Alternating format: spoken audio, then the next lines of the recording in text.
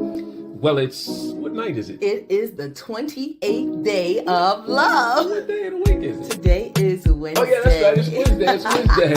It's Wednesday. And welcome to 28 Days of Love. Tonight we're going to talk about those vows. Talk about them. You know what they are? Do you know what they mean? Do you know what you got yourself into? Let's talk about it. See you tonight at 6 p.m. on 28 Days of Love. Well, hello. Welcome. Hello, everybody. And welcome to 28 Days of Love. We actually made it to the 28th day. Today is the 28th day. Look, he's like, Yeah, we've done this for 28 days, pretty much. We've got our Fridays, which are our date nights, our Saturdays, which are the sophisticated date nights, and then Sunday worshiping together. And today is 28 days. But as everyone knows, it is a leap year, and it is time to take that leap into this next whatever the Lord has for us. Yes. So we're going to have 29 days. 29 days. So share. As you guys saw, we are going to be talking about them good old vows. Welcome in. Everybody going to log off now. Like, oh, it's just them. No, they're not. Saying stuff like that. Oh my gosh. It is us tonight. It's us talking about where the visitors at. Where the visitors at? We're talking about those marriage vows, and I think these things are important. We have some good little video clips and things to share with you. So share to someone, share to all what's happening with us tonight on 28 Days of Love. If you know someone who's married or hoping to be married, this is the time to share with them, especially those who are ready to leap into this marriage thing. We're going to talk a little bit about those vows. I'm shining somebody. Oh my gosh. Can you shining? I need some powder. Is that what they do? They take the shine off. I guess. Listen, we want to kind of talk about vows and take us through a little walk about it, just to kind of we don't necessarily want to provide any answers. What we want to do is stimulate your critical thinking about some things. Even if you are married and have already taken those vows, one thing I've learned in life is that there's times of recovery. So there's times where you have to stop and go back and recover ground that you've already covered, because either you missed something, you covered it improperly, your motive was wrong, heart was wrong, there was something missing.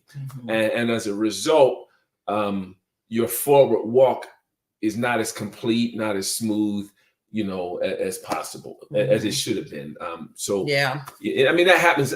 That's like a global thing.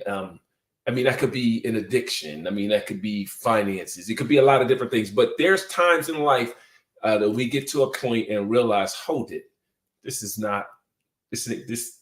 There's more. Let me go back. Find the beginning point and recover. And what we want to do today is do that. Help some individuals, if you're already married, to recover. If you're thinking about getting married, to be a little bit more intentional before you and aware. Yes, before you walk into those things. So we want to do it by backwards design, because we're both educators. So here's what backwards design means. I don't know if you ever heard of Stephen Covey. He has 7 habits of highly effective people. So he doesn't talk about backwards design, but one of his habits is start with the end in mind. And that's very similar to backwards design, right? So backwards design just means you start from where you want to be and you look backwards to where you are, and then you start planning that way. So we are not wanting to be here. Right. What we are doing is trying to show you, that this here is how we can avoid making it to this place. So we want you to check out this video from Miles Monroe, and we want you to understand the effects of divorce. So here we go. Worse than death. Here's why. When a person dies, you take them to the morgue. They place them in a box. You have a funeral. Everybody wears black. You go to this place called the church. You have a ceremony. You take them to the cemetery. You put them in a hole. You put dirt on them. You put some flowers on them. You cry for the last time, and that's it. It's finished. Over. There's closure. You don't see them anymore. But divorce, it's worse than death. Because when you get a divorce, it's dead. The marriage is finished. You bury it. You walk away. And then you go to the food store. And there's resurrection again. And that's why it's worse than death. Because they keep coming back. You stand on the tube, and there they are. You stand in the bus stop, there they are. They show up in the drugstore, there they are. You go to the park, there they are. And heaven help you, they show up in church, and there they are. You see, it's the kind of death that's never closed. And when there's children involved, that's why God says, I hate divorce.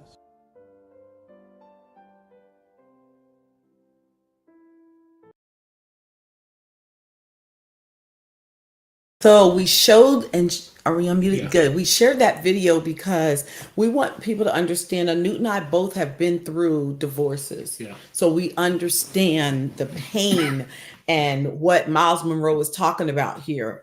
He's literally talking about that you feel like it's over. You think it's over, but it's never over. It keeps resurrecting. It's because when you divorce that person, they're not in the ground. You still see them. Right. And so even emotions or feelings or things that you've experienced together come back to your mind, and even bad feelings, right. So our goal tonight is to really help anyone who will listen, or anyone who picks this up later or could share to a friend, that this is not what you want. Yeah, you don't want to get to that spot. It's not a solution. It's just not. It's not a solution. And so we started off that way intentionally.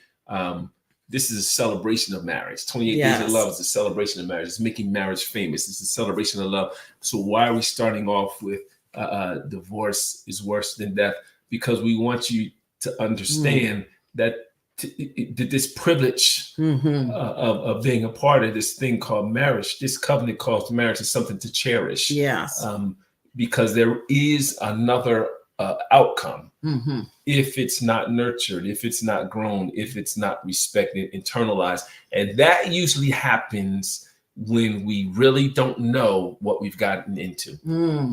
So if you look at the word abuse, right? Abuse, abnormal use of a thing. That happens when you misappoint your expectations. So if I have expectations of a thing, but I don't understand the purpose of that thing, right, then I'm going to appoint expectations to that thing that are missing its purpose. Yeah. So what I'm expecting it to do is missing what it can do. So I'm going to be disappointed. Yeah. And I'm probably going to abuse that thing because I'm going to push it to do something that it's not designed to do. Right. So I just wanted to, before he went there, but I wanted to kind of just go back a little bit. We showed the video about divorce so that we can encourage you to look another direction, to go a little deeper, to try a little harder, to get some counseling. And Newt and I sent out questions, and I know you guys heard us interviewing people with those questions. Divorce occurs when you forget what attracted you to each other. Divorce occurs when you forget about the key to a strong foundation. Divorce occurs when you don't navigate together through difficult times. These are when divorce occurs. And so what we want to do is just kind of help you to see, grab these things first, try these things first. I've been there. I've had it. And it was probably one of the most painful things. And I wanted the divorce, but I had no idea it was going to feel this way. But divorce happens when we do not take for granted those things, the reasons that we got together in the first place. Right. And many times it happens because we don't understand the vows that we've made. Right. So I was looking down, trying to figure out the way she was saying it. It sounded like she was reading something. I'm like, what's she reading? Oh, that's She was just talking. I was just flowing out. Like, whoa, wait a minute. Oh, this woman here. That was impressive. All right. So anyway, we're going to talk a little bit more about those vows. So all of us made vows in marriage. Yeah. And when we made those vows, I mean, woo-hoo. Yeah. So Kim and I, we were ordained as pastors a few years ago. And one of the gifts we got were the pastor's books. I had no clue that like there was a book with words for every little type of service. For everything. That's crazy, isn't it? Yeah. Right. But what got us is looking at the vows. Looking at those vows. Yeah. And then we started talking last night saying, you know, because people go through difficulties, maybe it's because they didn't know what they agreed to. Right. You know, That's the preacher gets up and says the vows. Did they understand it? Right. And here's, so we're going to read the vows to you. There's two versions of vows, and here we chose one that we think is more, most folks know more, but we're going to read them to you. And then we don't think that people don't, I'm going to say, know the vows that were said. Yeah. You know, because they said them. Maybe they didn't internalize them, they didn't have memory. But are we seeing them the same? Right. Did you understand them deeply? Yes. And is our understanding the same? Right. Did you get the capacity of the vow itself? Go ahead, baby. So let's read them. So it says the groom will say, I take thee. I take thee, Kim, to be my wedded wife. Right. Right. To have and to hold from this day forward. Right. You want to share it back and forth? Okay. Yeah. For better or for worse. Now that right there, I'm gonna stop right there. Okay. Because a lot of times people don't understand what the word better or for worse, or they get better, what they think is better, but then do you know what your mate's better or worse is? Right. And can you stand and can you stay there during those better and worse times? Right. But we quickly say those vows many times because we've not gotten counseling. Right. We don't understand what we're saying. And we're not just saying vows to each other. We're saying them before God and then the witnesses that are there. And so we're vowing that because I mean, I'm one of them. I get it. So my thing is always, if I did something that was damaging to me, then the last thing I want to do is see somebody else go through that. So let me ask, I'm put Kim on the spot, right? So when it says for better or for worse, what do you picture in your mind? See, at that now or then, time, that was 24 years ago. Yeah, 24 years ago. At that time, what better was is that we're just getting along well. You know, we're growing our family. We're loving each other. You're sweet to me. You're kind to me. I'm kind to you. That to me was better. And that we're just growing together, that we're going to live together for years. We're going to always have each other's back. We're going to always love each other. And maybe in my immaturity, I didn't think we would have really big disagreements. I just thought that once we were getting married, it was going to be like this. We were going, you know, because I was immature. Even though I had been married before for 15 years, it was a different situation because we were completely unevenly yoked. And so what you think you're going for and what they think they're going for, it may not be what it is. Right. But for this relationship, when my Uncle Keith Beatty married us, the way I saw better and worse is different than what I know today. Right. What about you? So for me, the for better or worse, and I remember we came from different backgrounds. So I came from a background, my mother and father were married, but my father was alpha. And my mother was very submissive to alpha in front of him. When you go on, I'll be talking again. No, you know, but no. So, yeah. But, you know, so behind me, but my thing is. You got to tell him what that alpha thing means. He was in charge. You lead from the front. I'm the man of the house, the head of the house. They were old school. My dad was born in 1926. My mom was born in 34, right. 30 something 5, something like that. But nevertheless, they were old school. So their idea of submission and who was in control was a little different than by the time I came along, right? So, but there was also some physical abuse in my house, some verbal abuse. I saw and heard a lot of arguments. Yeah. So I'm starting off with that because the for better and for worse meant to me was hard times and easy times. So the hard times included the arguments in my mind. Because that's what what I saw. Yeah. I expected the arguments. So it was no matter if we argue, we still together. You know, take the good and the bad, the sweet and the sour. You know, that was what I thought of for better, for worse. I didn't have a concept of what worse could mean financially or anything like that. That wasn't in my mind. I was just like, okay, we go together.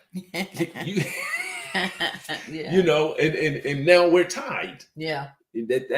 That was the extent of it. Because that's what you saw. Yeah. They were going to be together regardless. Regardless of the verbal, physical, or any other kind of abuse. Yeah. And he was going to be in charge, and everybody had to listen. And that was the better or worse. Okay. So that's what better or worse. That was the extent of what it meant to me. And so, but now totally different. We done live together. We fought some wars. Yeah. I mean, you know, not like against each other. Right. Actually, together, we fought some wars that were against us. Yes, that were against us. But in those wars, we had to stand for and battle with each other. Yeah. To move forward. And even if we didn't agree in the battle, right? Because I might have been on the field thinking this is wrong. He might have felt like I'm fine with it. And it could be the other way. Right. So we're battling a thing that we could also be inviting. Right. And so not understanding that is better and worse, that fits in that better for worse, because it's like you know how they have not the quotation, but the parentheses around it, better for worse, pretty much whatever comes in between that. What does it look like? And do you know what it looks like? Do you understand it? Exactly. So that's kind of the point we're trying to get you to see. These vows, okay, it says for better or worse. We knew this. We know it says that. Yeah. But what does that mean? What does it mean? You know, and we're intelligent people. We can say what it means. We can define better. We can define worse. But what does it mean? What is better? What is worse? How do you know that's better? How do you know? What does that mean to you from your essence? We never had this conversation. We never had that conversation. Yeah, we didn't. I didn't know what better or worse looked to her. She didn't know what it looked to me. Yeah. So we were expecting two different things. Yeah. Walking into this marriage. It just so happened that if you heard her and you heard me, that our betters and worses kind of worked together. And we had God. Yes, they kind of supported each other. That was the right. The connecting point too. Right. That we had God. Imagine if we didn't. Right. You want to keep going? Yeah, come on. After it says for better or worse, it says to have or hold from this day forward, for better or for worse. What's the next one say? Richer. You guys know it? That's right. For richer and for poorer. That right there. What does that look like? Because it's funny, from a girl who grew up in very, I would say, humble beginnings, I never expected richer. I guess it was, if it happens, it happens, but I never. Richer to me was that we own our home and that we could financially take care of ourselves. I had no idea what that meant. Although I was in agreement with it, because whatever it was that we were going to do together, I was comfortable and confident with. However, I did not understand, nor did I have an expectation of a richer. I had very low expectations concerning what God could do in us. Right. So some of the things were for richer, for poor. First of all, is that really just physically? Is that what is that the vow we're making? Right. Are we making a vow about physical conditions? Or did that richer and poor have to do with our soulistic state, our spiritual condition? Right. The abundance or lack of that better may exist too in those things. So, I mean, these are conversations when you're taking those vows, or making those vows Mhm. before making them, or if you've already made them, Now it's time to go back. go back and recover that ground and have those conversations. Yeah. You know, for richer or for poorer, for me at that time, it was about dollars. I never expected poorer. I was taught that was up to me. You know, you go out, you get educated, you find a skill, you put yourself in a place that's in demand, and you drive. You get you make dollars. You know, and then make good decisions with that money. Gain. So poorer was never in my mind. But we saw some poor. We saw some rough days. And so, like Newt was saying, the richer or for poorer thing, it also can represent your relationship together and with Christ, and how is it a poor, you have very wealthy, let me say it like this, you might not have it on hand, but it's in you, right? So I could see the richer. I didn't understand it that way. Now I see it. Although there were some poor character, poor behaviors, poor things happening, I could see a rich character. I could see a rich person inside that God had already created. It just had not been realized yet. Right. So that better, worse, I saw the better things that maybe he couldn't see, and he could see the better things in me that I couldn't see in myself. But we definitely went through better. We definitely went through worse. We definitely have experienced that. And that richer or poor, how he's saying, right now that you say it like that, Newt, absolutely. Right. So not to get, because we're going to be, I think someone's going to interview us tomorrow. So we'll tell a little bit more. Yeah, we'll tell that tomorrow. So I don't want to get ahead of it, but I do want to, I'll say this to you. I lived about 2 decades of my life self-medicating. So that was an addiction. Whenever you have an addiction to anything, you're not necessarily in control, in charge. Your decisions, your choices, even though you might go to work or be productive in those areas, your decisions, your choices are always going to be impacted and influenced by that substance or that thing that you're addicted to. So in that is going to come some poor choices, some self-centered choices. It's going to bring some better, and it's going to bring some worse. It's going to bring some richer, and it's going to bring some poorer, solistically and spiritually. It's so the for better and the for worse, the richer and the poorer. I'm not sure you can separate those two. I think they blend together. It's a Venn diagram together, and you have to look at your life in those 3 facets: spiritually, solistically, and physically. So my point is this: we saw some poorer times. In my poor character in the choices I was making as a result of listening to being subject to that addiction. Right. So that poorer, I was poorer at that time. Kim had made a vow that she was here in my poorer. Right. So we talked about some things called the ABCs, right? Of marriage: abuse, and cheating. So if there's physical abuse, you're right. Then you need to you need to get to a place away from it. Don't necessarily call your pastor for prayer. You need to call 2 men in the truck. Okay, and pack it up and get up out of there. Get yourself in safety. Yes. And then and that's because we stop all premature death, because that there can happen. Right. So get up out. Right. Yeah. And then assess the situation, hear from God, and know what to do. Right. And the cheating, bringing in another person. Right. That is grounds for another type of conversation in your relationship. Absolutely. And that's biblical. Right. No, we've not gone down those roads. Thank God. Right. We had other things. So we got to have the whole from this day forward, for better, for worse, for richer, for poorer, when in sickness and in health. To do what? To love and cherish. Now that sickness and health. Yeah. I just told you about a sickness period. There it is. Right. So we're not just talking about just physical sickness, right? That you're battling, and although it can be a terminal, sickness, or you're just battling something that you refuse to let go of, right? Which has you spiritually sick, right? Which in my opinion, could be worse. It can be worse. Depending on what, So, but the whole time we're to love and to cherish. Yeah. I just watched something that Miles Monroe posted before. I think I then posted it on our page, where he was saying that God cares more about your children than you, because he doesn't tell you to leave, because he wanted that family to be able to stay together for the sake of the children. Right. And so that during that sickness, during that worst time, during that poorer time, you're supposed to still love, right, and cherish.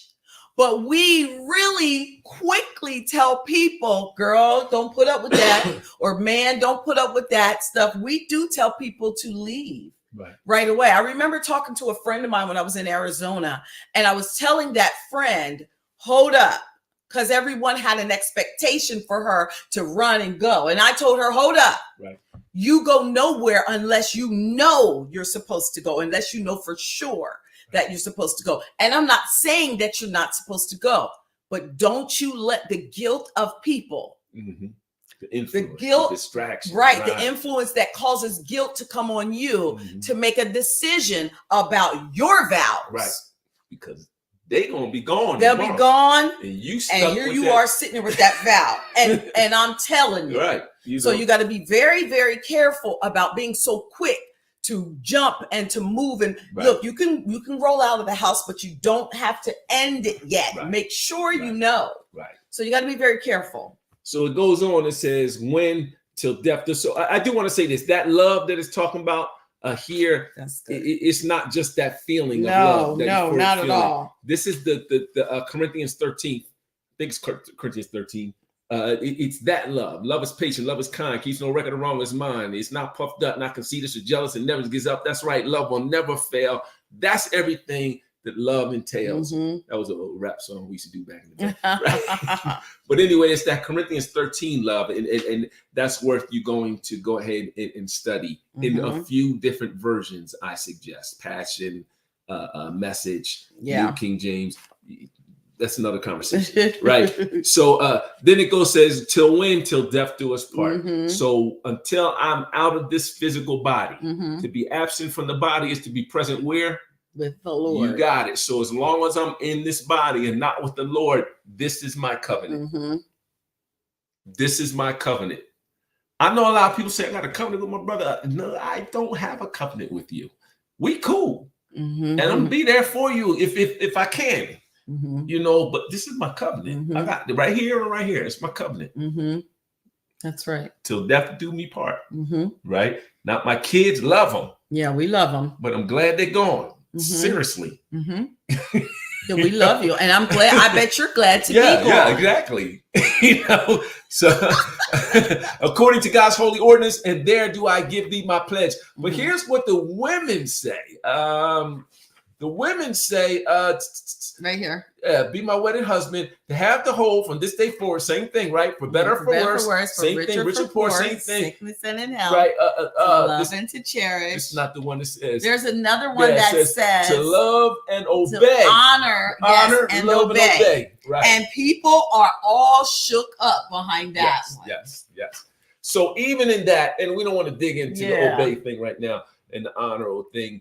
But even in that, you need to have a discussion. What does that mean to you? Exactly. So we're talking, listen, guys, I know some of you are already married that are watching. We're talking to people who, listen, first, we're talking to people who are not married and you are getting ready to get married, or people who just got married and you are having a difficult time. You're having a tug of war over these things.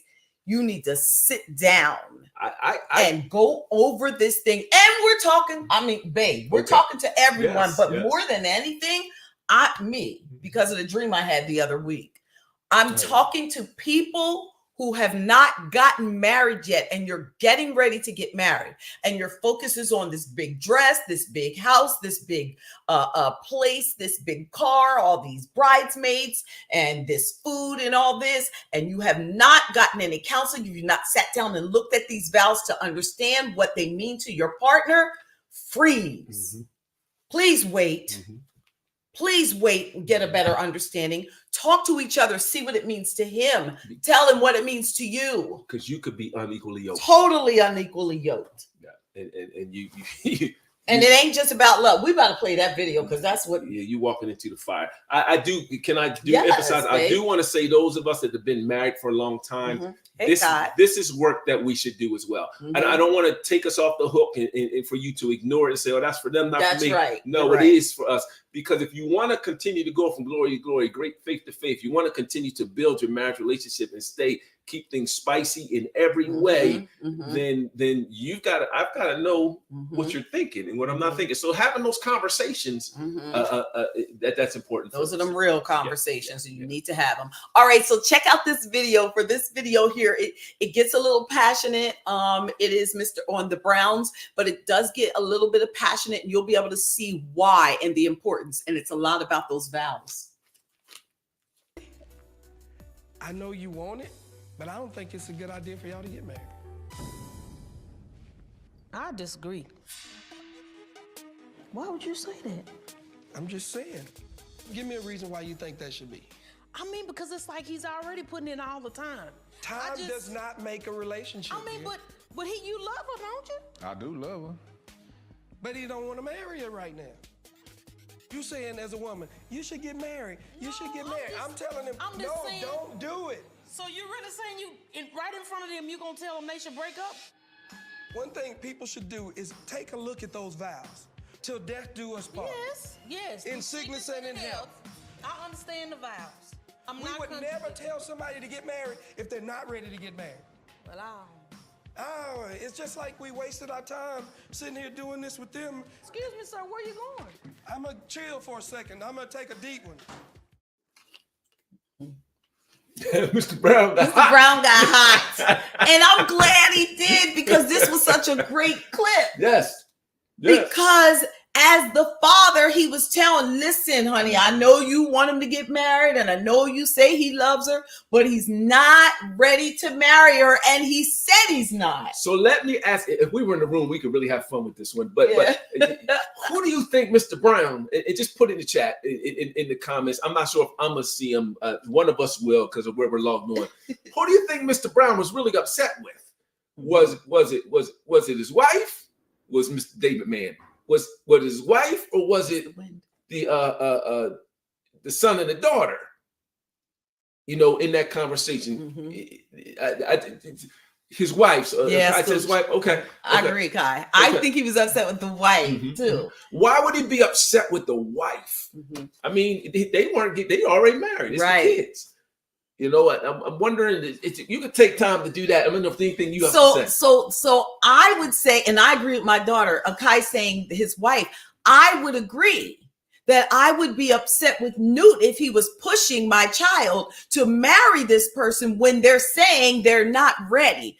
And although there's love there, love is just not enough. Now, God's love is always enough for us, but our love for each other, unless we are ready for the promises, the compromising, coming to a promise that the vow brings, we need to put on our brake pads. Okay. What did she say? I see a couple of them. Ingrid Stubbs says his wife as well. I agree. This wife, Akai Yule says because of her pushing the narrative and not hearing the man. So so she sees along with you. So what do you say? I think it's a little deeper, because he went directly to the vows. I think at that moment he realized that what he saw and how he cherished and interpreted the vows was different than his wife. You know, so that I think that caused a point of frustration. Like, hold it, right? You know, not that our marriage is in the wind is blowing. Not that our marriage is now in jeopardy or anything. But that was I believe that was like a whoa. What do you call that? A revelation, a realization at the moment. Wait a minute.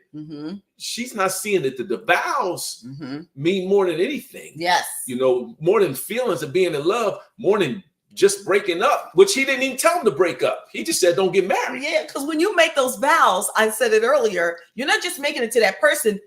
God before God. And it's better that you make no vow than to make it and break it. Right. So you're right. He's looking that's at just my opinion. No, I'm with you. I'm still there with you. But I think there's a lot to that video. I mean, it was a lot to that video. I think another Go ahead, babe. I think another thing that we need to look at, and if you don't mind me saying this, especially because yes, Ingrid. Go ahead. Ingrid said they don't fully understand the vows. It has to be more than their love for each other. Yes. Right. Definitely. It has to be more than love. Right. So just to do a little teach, yes, before God, the vows before God. Anita. I believe it. This is going to sound real misogynistic, but I believe this is by design. Okay. As female man, God designed you as a nurturer, a receiver. As male man, He designed me as a depositor that had structure that kind of went first to hold the weight, right? So in that design, I believe we inherently see things differently. Yes. Not that we cannot see things the same. Not that I cannot be a nurturer or you. That's not the case. But that's not our design. So it's not our inherent go-to thing. So in looking at this clip, I think that as the woman, what is her name? Tamala was seeing things as the nurturer.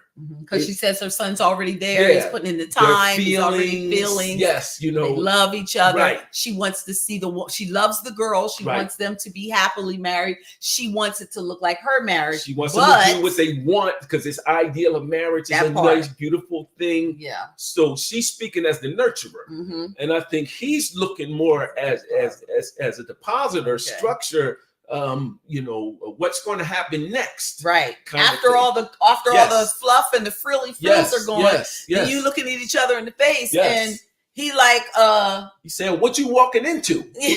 Don't you see? Don't mess my son up if he's not ready." Exactly, and I agree with that 100%. And that being said, Kim and I were talking, which is why we'll never do counseling alone.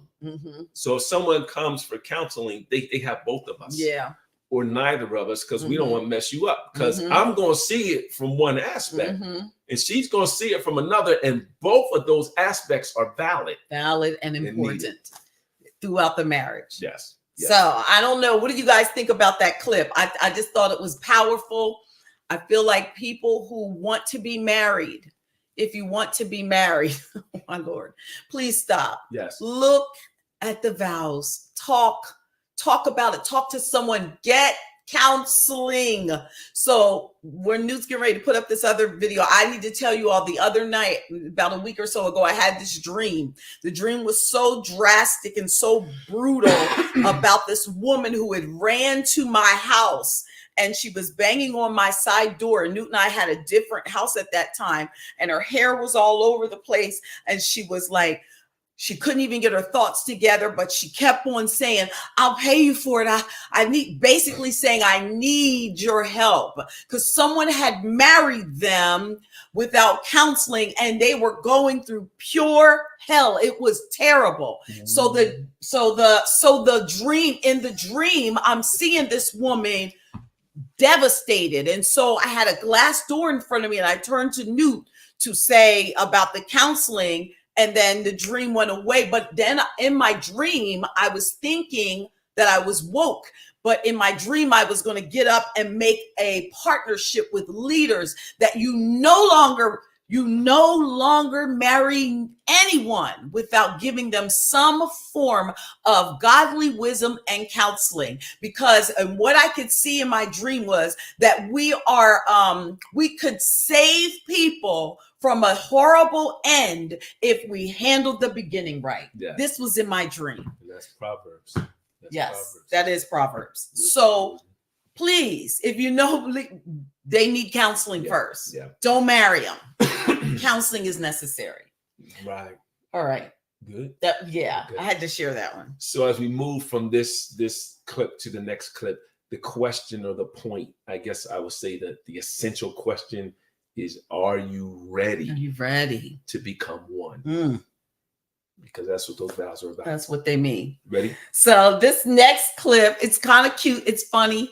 If you guys remember it's the Cosby's one, right? If you remember the Cosby's family, you'll learn a little something here. And one of the things that when Newt says, "Are you ready?" that means that maybe they've not had a conversation as to how you feel about things in your house and how I feel about the way things should be in my house. So check it out.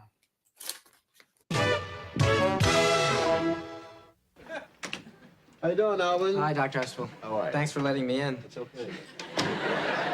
Hi, Mrs. Huxtable. Hello, Elvin. Is Sandra ready? Well, not yet, but she'll be down in a little while. Would you and Dr. Huxtable like some coffee? Coffee? Yeah, coffee. You mean you're gonna get it? Yes? You're surprised? I'm sorry, Mrs. Huxtable. I didn't think you did that kind of thing. What kind of thing? You know, serve. Serve whom? Serve him. Oh, serve him! As in serve your man? Well, yeah. Let me tell you something, Elvin.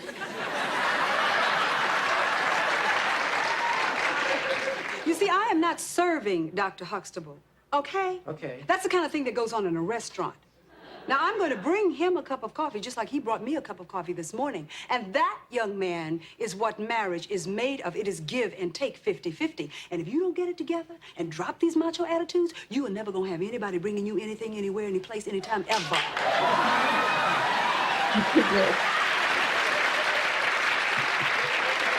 Now, what would you like in your coffee?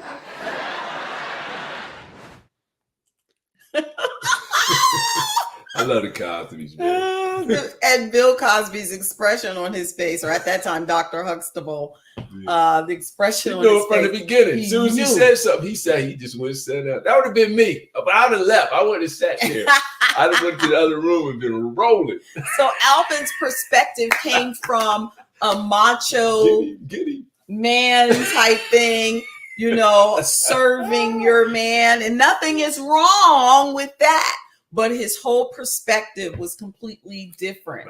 Right. And it kind of rubbed Claire the wrong way, but it also gave her a teachable moment for him. Right. So he saw her commitment, her love, her partnership with her husband as serving. Yeah. You know, as a duty. Yeah. Which meant that he had possibly had some So the Alvin had. Yes, Alvin has some connotation or some idea in his mind that there's man's work and woman's work, and that would then show up in his relationship, in his marriage with their daughter. It would have showed up. Right. So that was an issue with them as parents, but it's the issue with us as individuals.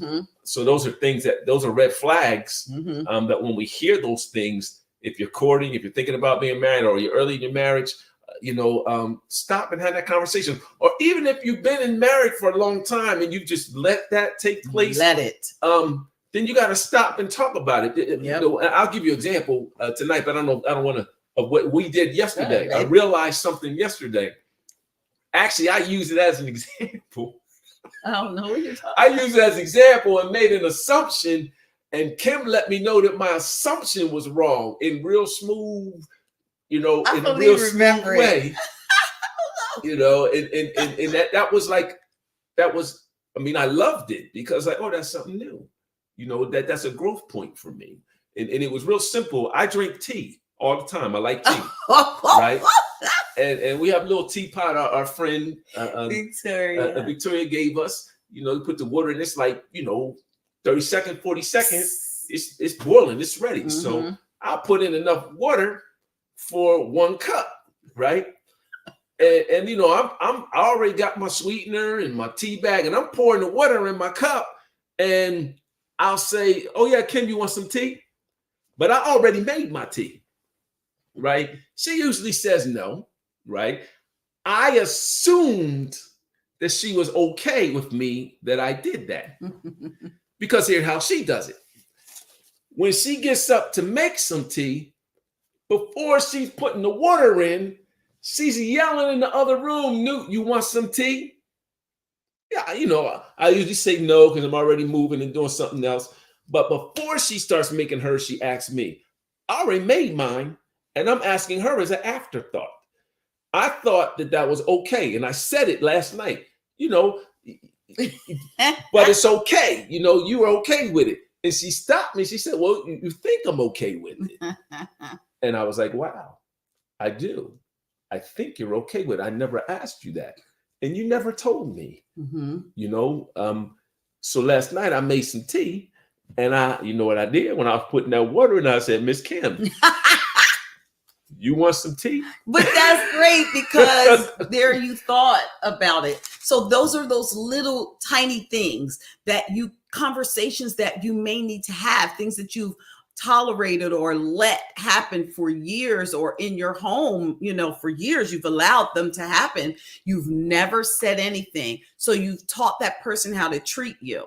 And that's pretty much what I did. I let it go, because I'm like, he'll figure it out. I can make my own tea. But the truth is, I always ask him first. Yes, so looking at me as an after, what did you say, Kai? Little foxes. Yes, those little foxes is what destroy the vine. So just friends, I promise you, these are little small things that become irritants in your relationship.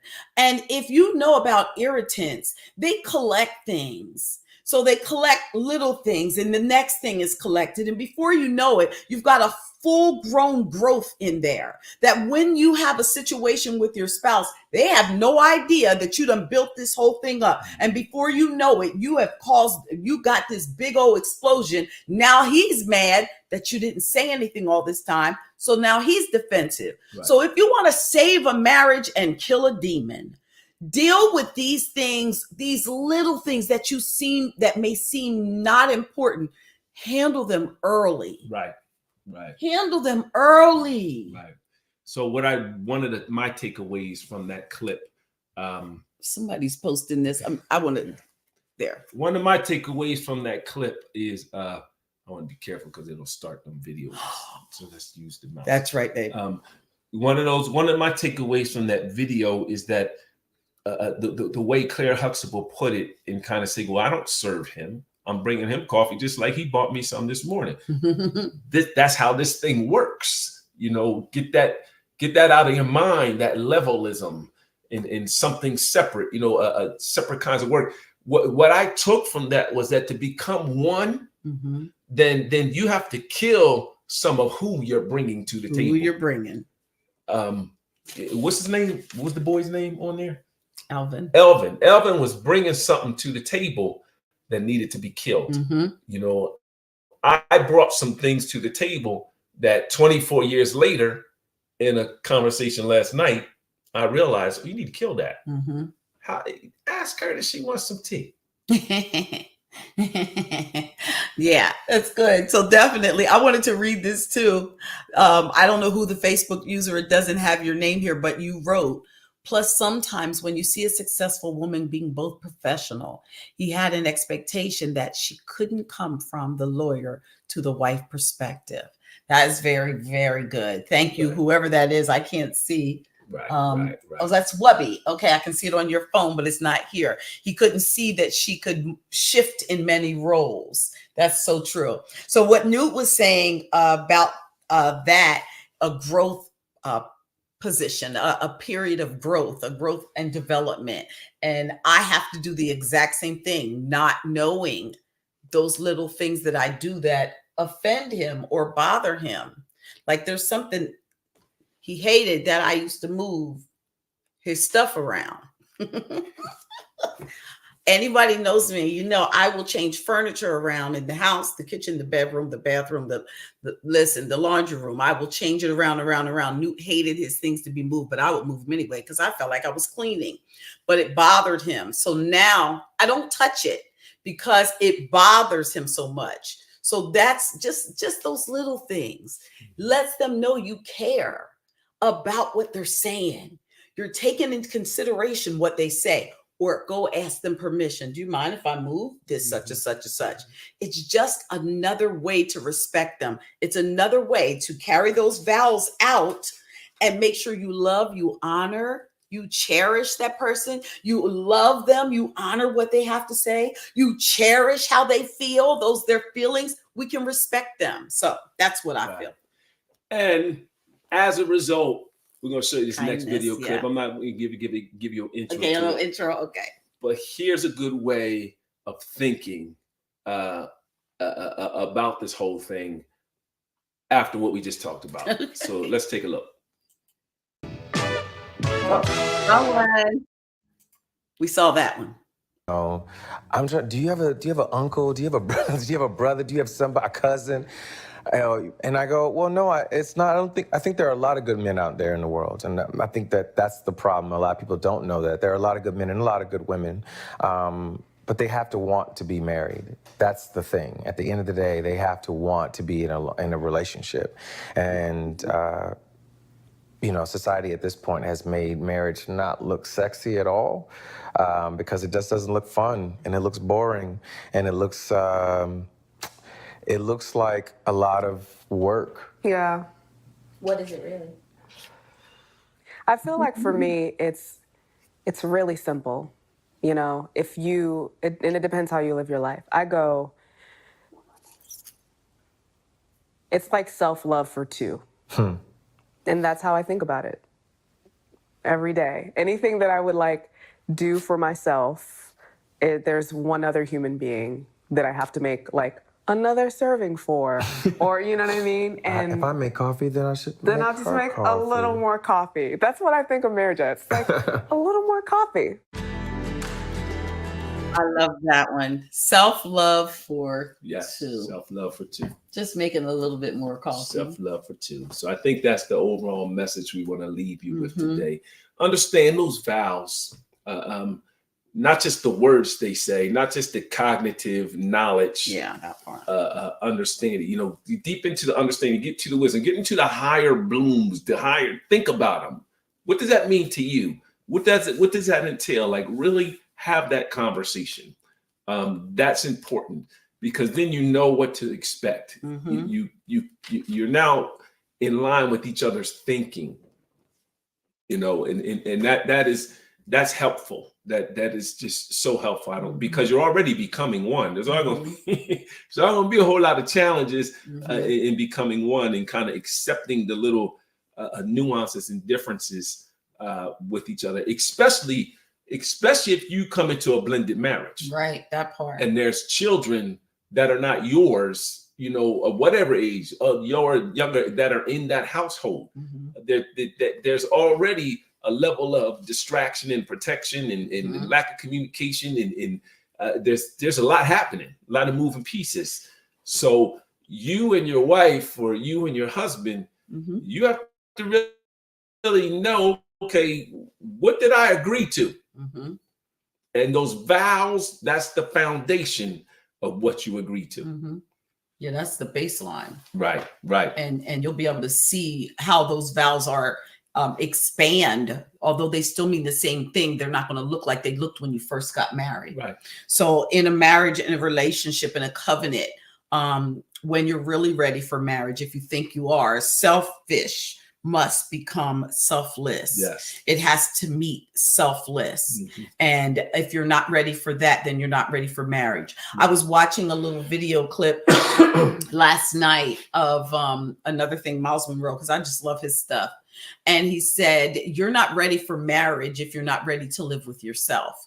So if you cannot handle being with yourself, if you can't handle being alone with you, and you have a problem with you, then do not bring your you that you don't like in a relationship and harm someone else. Wait until you are ready and okay with you. And then it was also, the message was that make sure that, the place when you feel like you don't need to be married, you're not even thinking about it, that's when you're ready.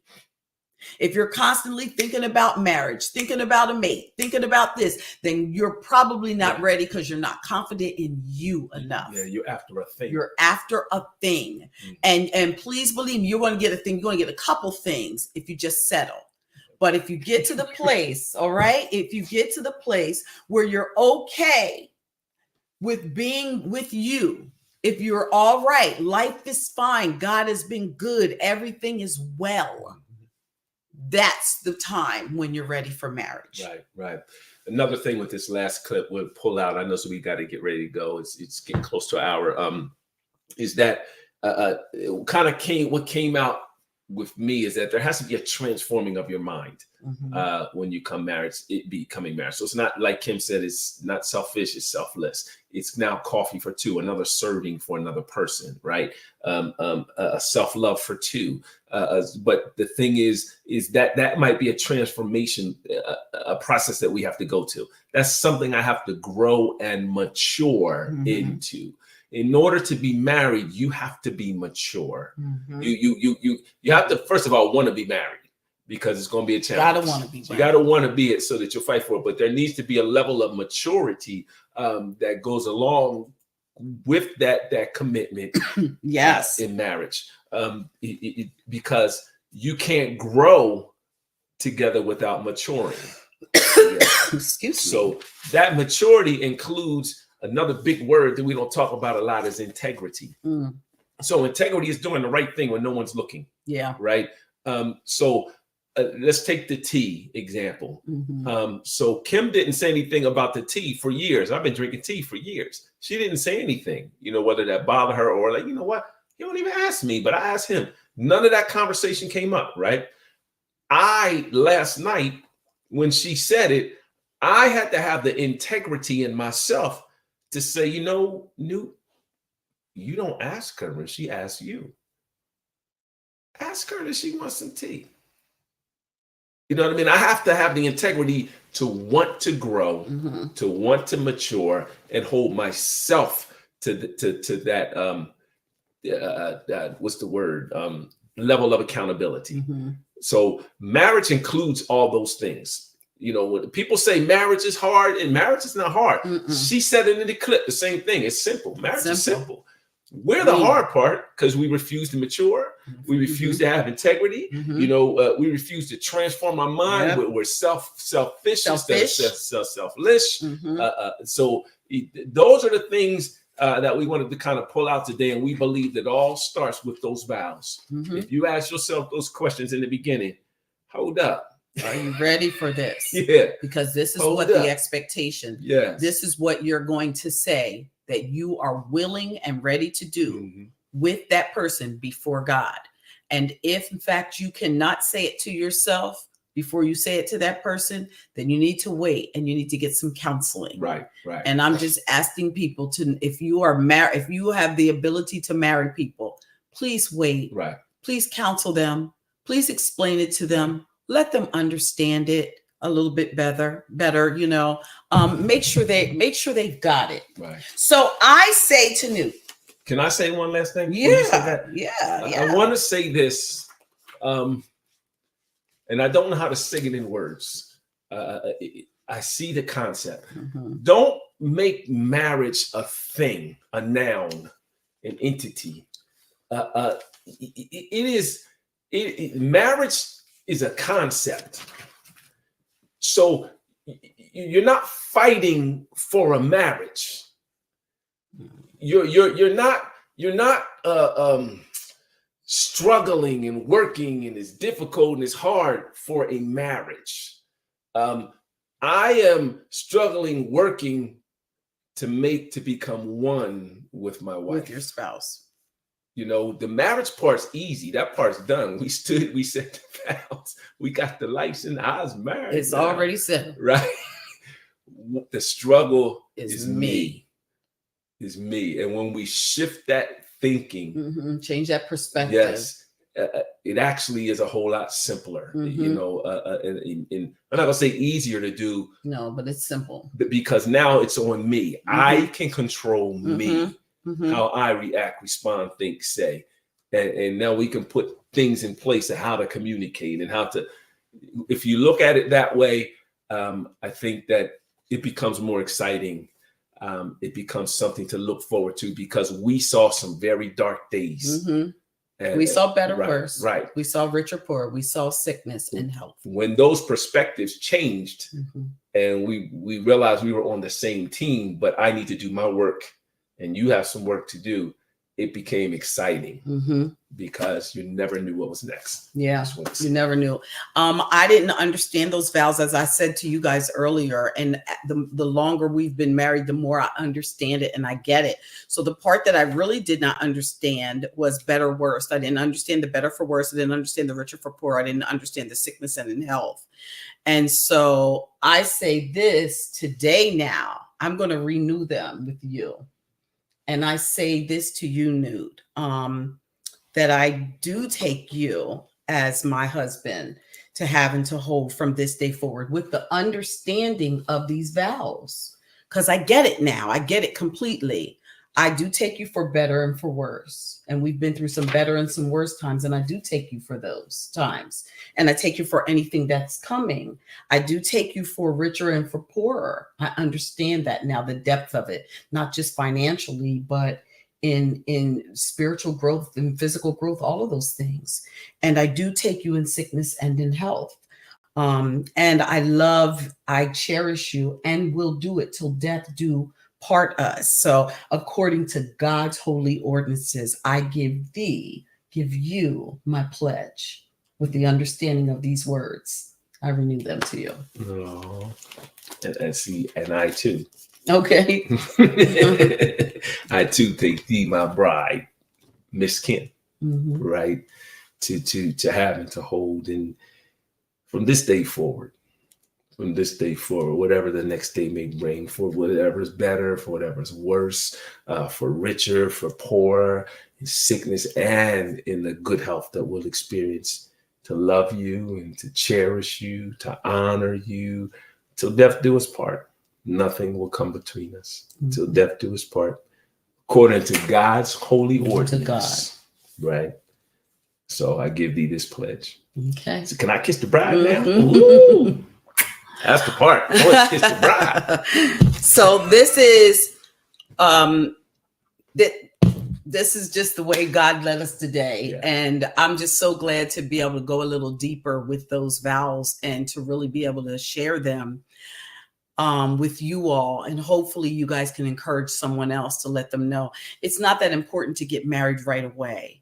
What's important is that you understand what you're saying so that you don't end up like the woman in my dream running for help when you could help yourself before the marriage happens. Yes. So thank you for tuning in to the next to the last day of 28 Days of Love. I messed the note up. So tomorrow night we are going to be interviewed by Norm MacMan. He wanted to do an interview for us because we always like to share our story on our 28 Days of Love. So for the 29th day, it'll be for us. I ain't sure what he's going to ask. He's going to ask us a whole bunch of questions and I'm going to let him be Norm. And we are excited about it. I got to tell the truth. You got to tell the truth, the whole truth, and nothing but the truth. Thank you for coming on, Ingrid. We enjoyed you guys, you and your husband, so much. And happy birthday to him. I know he just had a birthday. Thank you, Akai. Thank you, Anita from Harrisburg, for coming on. Amy for coming on, and Evelyn, Lakeisha, anyone else who came on that I didn't see. Thank you for stopping by 28 Days of Love. We'll be here tomorrow at 6 p.m. with the MacMan and Newt and I sharing our 24 years of love story. Peace and hair grease, y'all. Well, what night is it? It is the 28th day of love. What day of the week is it? Today is Wednesday. Oh, yeah, that's right. It's Wednesday. And welcome to 28 Days of Love. Tonight, we're going to talk about those vows. Talk about them. You know what they are? Do you know what they mean? Do you know what you got yourself into? Let's talk about it. We'll see you tonight at 6 p.m. on 28 Days of